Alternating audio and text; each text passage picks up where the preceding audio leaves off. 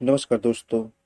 प्रस्तुत है रविंद्रनाथ टैगोर द्वारा लिखी कहानी संपादक।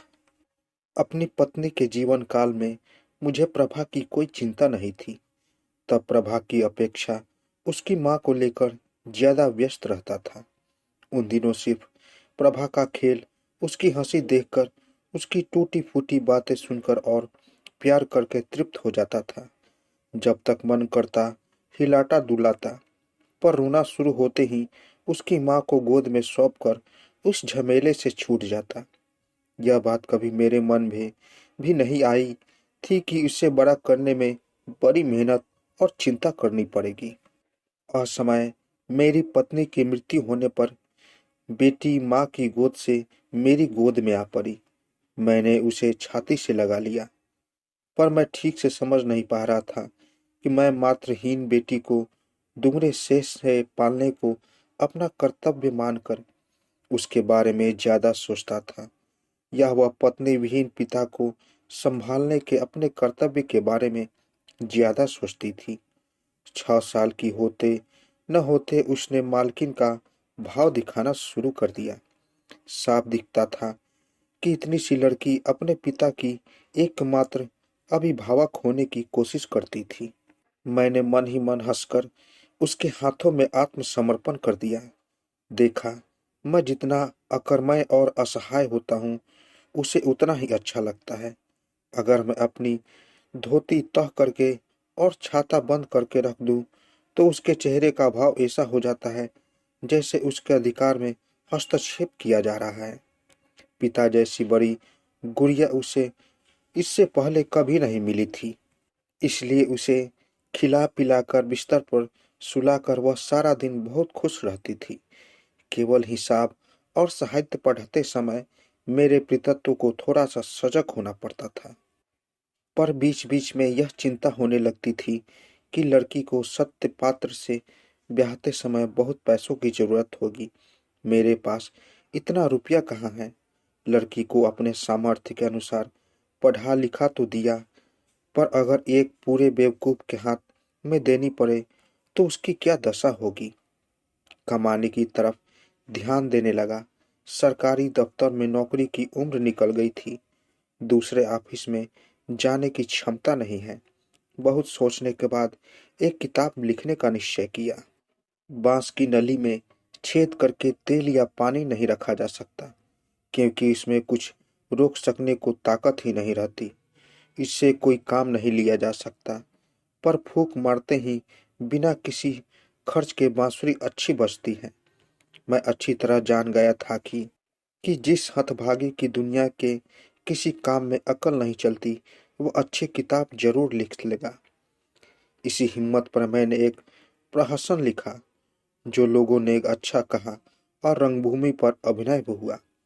अचानक यश का स्वाद पाकर ऐसी मुश्किल हो गई कि किसी तरह प्रहसन लिखने का मोह नहीं छोड़ पाता। पूरा दिन व्याकुल चिंतित मुख से प्रहसन लिखने की चेष्टा करता रहता।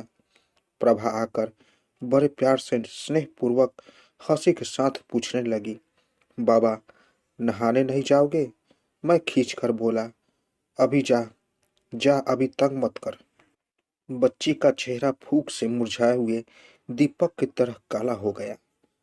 कब वह अभिमान से भरी छाती लिए चुपचाप कमरे से बाहर चली गई, मुझे पता भी न चला। दासी को भगा देता हूँ, नौकर को मारने को उठता हूँ। भिखारी गाता गाता भीख मांगने आता है तो लाठी दिखाकर भगाता हूँ। मेरा घर सड़क के किनारे पर है, इसलिए अगर कोई बेचारा पथिक खिड़की के बाहर से मुझे रास्ता पूछे तो उसे जहन्नुम में जाने को कहता हूँ। हाय, कोई नहीं समझता था कि मैं एक बहुत मजेदार प्रहसन लिख रहा था। पर लिखने में जितना मजा आ रहा था और जितना यश मिल रहा था, उतने पैसे नहीं मिल रहे थे। तब पैसों की बात मन में भी नहीं आ रही थी। इधर प्रभा के योग वर दूसरे शरीफ लोगों को उनकी कन्या के दायित्व से मुक्त करने के लिए समृद्ध परिवारों की तरफ बढ़ने लगे। इस तरफ मेरा ध्यान भी नहीं गया। पेट में आग लगे बिना होश नहीं रहता। पर इन्हीं दिनों एक अच्छा मौका मिला। जाहिर गांव के जमींदार ने एक अखबार निकाला। और मुझसे उनका वेतनभोगी संपादक बनने का अनुरोध किया। मैंने काम ले लिया और कुछ इतने जोश से लिखने लगा कि सड़क पर चलता था तो लोग उंगलियों से इशारा कर मुझे दिखाते थे और मैं अपने मध्याह्न की तपन के समान तीव्र समझने लगा, जिसे दूसरे देखने में असमर्थ थे। जाहिर गांव के पास ही आहिर गांव था। दोनों गांवों के जमींदारों में बहुत थोड़ा हेरी थी। पहले बात पर लाठी चलती थी, अब दोनों पक्षों ने मजिस्ट्रेट को मुचलका देकर लाठी बंद कर दी और मुझ बेचारे भगवान के जीव को खूनी लठैत की जगह नियुक्त कर दिया। सभी कहने लगे कि मैंने अपनी मर्द मर्यादा की रक्षा की। मेरे लिखने से परेशान आहिर गांव सिर नहीं उठा पा रहा था। मैंने उसके जाति कुल तथा पुरुष वर्षों का पूरा इतिहास उद्योग पांत स्याही में उतार दिया था। यह अच्छा समय था। मैं खूब मोटा ताजा हो उठा था, सदा हंसता हुआ और खुश दिखता था। आहिर गांव के पूर्व पुरुषों को निशाना बनाकर एक एक मर्मान्तक वाक्य के तीर छोड़ता था। पूरा जाहिर गांव हंसते हंसते पक्के फूट की तरह फट जाता था। बड़ी खुशी से समय कट रहा था। अंत में आहिर गांव ने भी एक अखबार निकाला। वे कोई बात छिपाकर नहीं करते, ऐसे उत्साहपूर्वक शुद्ध प्रचलित भाषा में गाली छापते थे कि छपे हुए अक्षर तक आंखों के सामने चित्कार कर उठते थे। इसलिए दोनों गांव के लोग उसकी बात साफ साफ समझ जाते थे।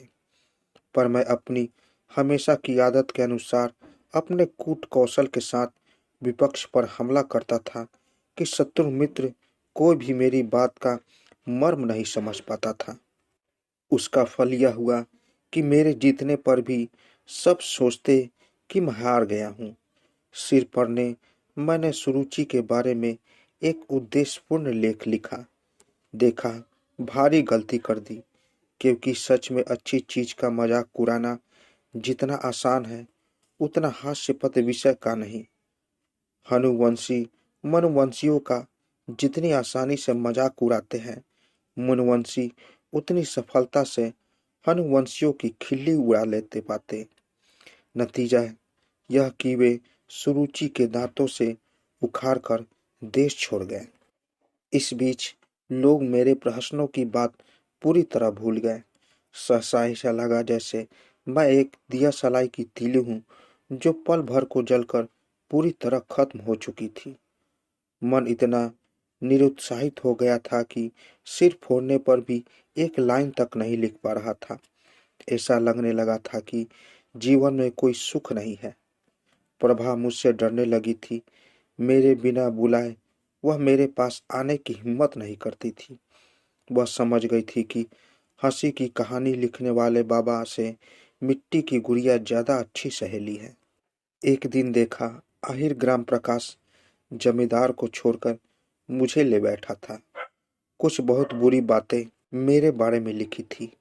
मेरे परिचित बंधु बांधव एक एक करके आते गए और हंसते हंसते उस अखबार की बात सुना गए।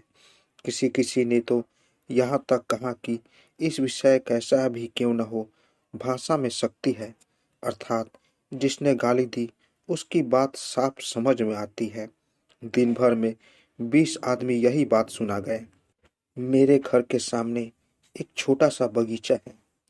सांझ को बहुत दुखी मन से वहां घूम रहा था। पंछी जब घोंसला में लौटकर करवल बंद करके संध्या की शांति को आत्मसमर्पण कर चुके, तब अच्छी तरह समझ गया कि पंछियों में रसिक लेखों का दल नहीं है और सुरुचि लेकर तर्क नहीं होता। मन में सिर्फ यही सोच रहा था कि क्या उत्तर दिया जाए। भद्रता की एक खास असुविधा यह है कि सब लोग उसे समझ नहीं पाते, जबकि अभद्रता की भाषा प्रायः सबकी परिचित होती है। इसलिए सोच रहा था ऐसे भावों के मुंह के लायक जवाब लिखना पड़ेगा। मैं किसी तरह हार नहीं मान सकता। उसी समय सांझ के अंधेरे में से एक परिचित छोटी सी आवाज सुनाई पड़ी।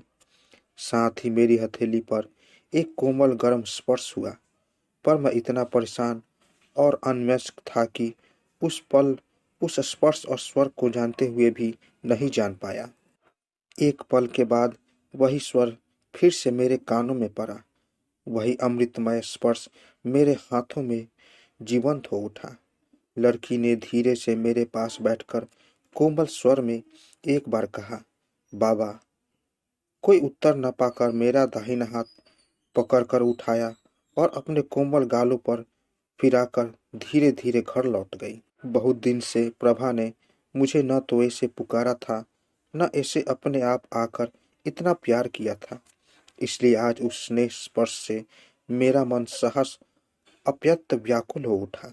कुछ देर के बाद कमरे में लौट कर देखा, प्रभा बिस्तर पर लेटी हुई थी, शरीर शिथिल, आंखें कुछ बंद, दिन के खत्म होने पर झड़ जाने वाले फूल सी लग रही थी। माथे पर हाथ लगाया तो देखा बहुत गर्म था, सांसें भी गर्म थी, माथे की नस जैसे दपदप कर रही थी। समझ गया बच्ची आने वाले बुखार के ताप से घबराकर प्यासा हृदय लिए पिता का स्नेह पाने गई थी, जो उस समय जाहिर गांव प्रकाश के लिए एक सख्त जवाब के बारे में सोच रहा था। पास आकर बैठा। बच्ची ने कुछ नहीं कहा, सिर्फ मेरा हाथ खींचकर अपनी दोनों जलती हथेलियों के बीच लेकर उस पर अपना गाल रखकर चुपचाप लेटी रही। जाहिर गांव और आहिर गांव के जितने अखबार थे मैंने सब जला डाले। कोई जवाब नहीं लिखा। हार मानने में ऐसा सुख पहले कभी नहीं मिला था। जब बालिका की मां मरी थी तब उसे अपनी गोद में खींच लिया था। आज उसकी सौतेली मां का अंतिम संस्कार समाप्त करके फिर से उसे छाती से लगा लिया। तो दोस्तों, कैसी लगी कहानी? अगर आप लोगों को कहानी अच्छी लगी हो तो मेरे चैनल को ज़रूर सब्सक्राइब करें और साथ साथ बेल आइकन को भी ज़रूर दबाएं, ताकि मेरी कहानी सबसे पहले आप तक पहुंचे। तो दोस्तों, मिलते हैं एक नई कहानी के साथ एक नए वीडियो में। तब तक के लिए नमस्कार।